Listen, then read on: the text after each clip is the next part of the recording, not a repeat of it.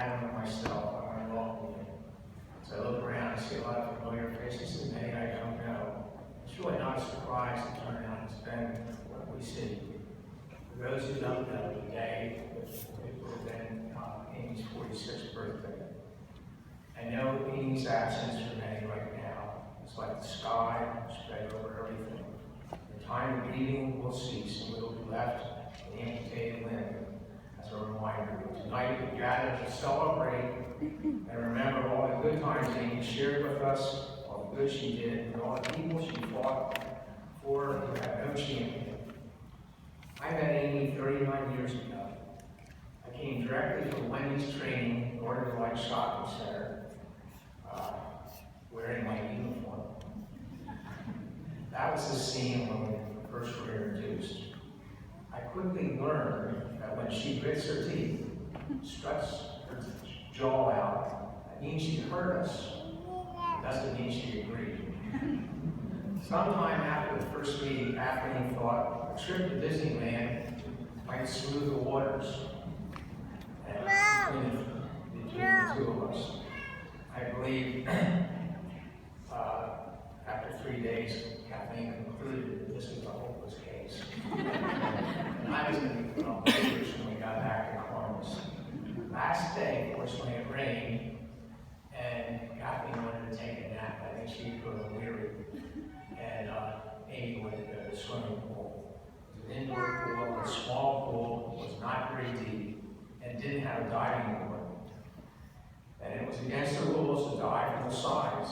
Amy, the gymnast and fearless, was absolutely committed to diving from the edge of the pool, and I was not in favor of breaking the rules. So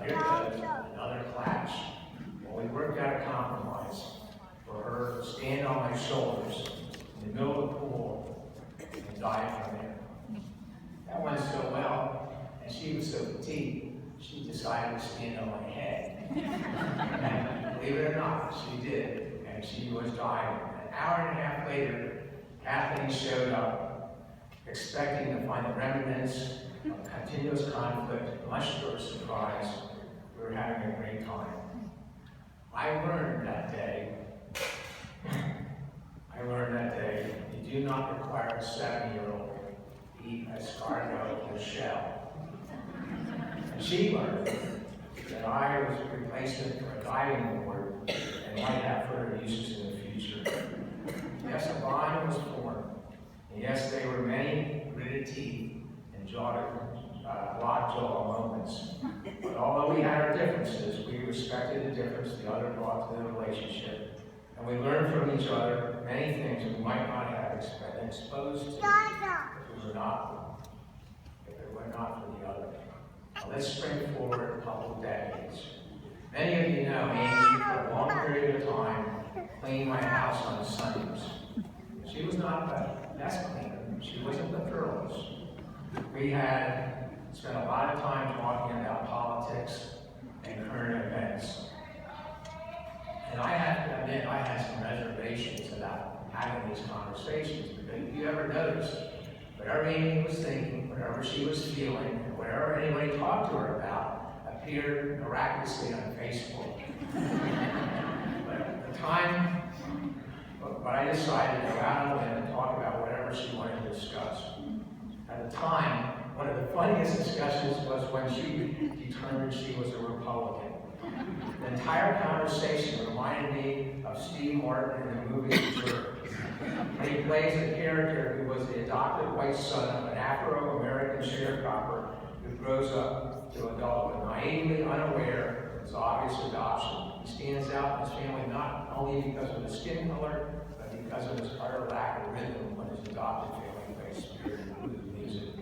My son, Ryan, and I laughed for months about that, but in the end, the laugh was on Amy.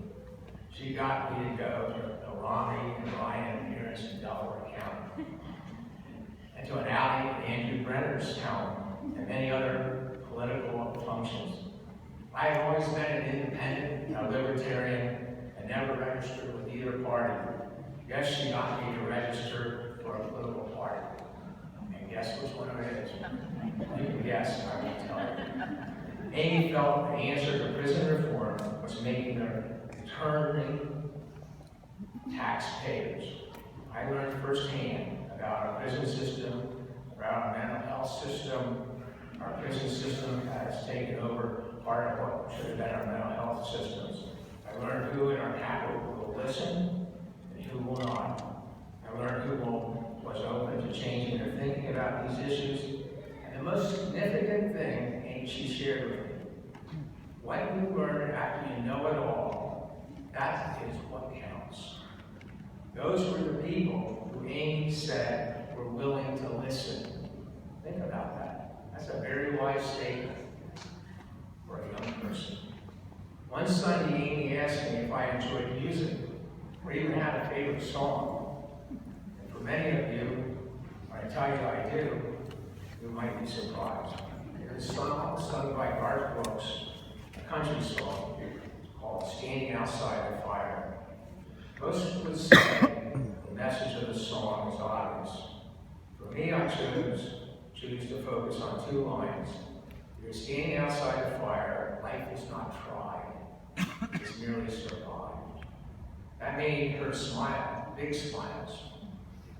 These 2 lines transformed the song for me to include every dimension of life. You can stand outside of the fire and watch life go by, or dance in the fire, and yes, you run the risk of getting burned.